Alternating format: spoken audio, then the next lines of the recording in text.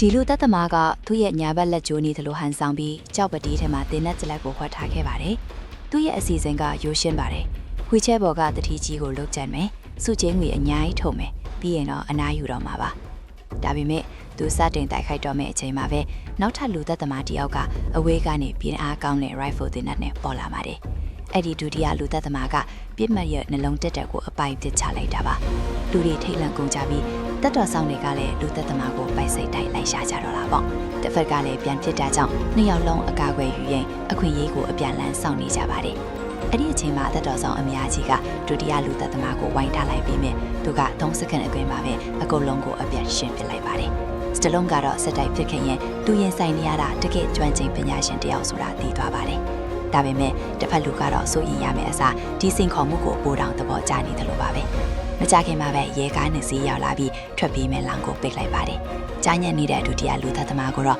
ရဲလက်ထဲကိုအသာတကြီးအဖမ်းခံလိုက်ပါတယ်။ ရဲဒီကခေါ်သွားတဲ့အတွက်စတလုံးလည်းဘာမှလုပ်လို့မရတော့ပဲနောက်ဆုတ်ပေးလိုက်ရပါတော့တယ်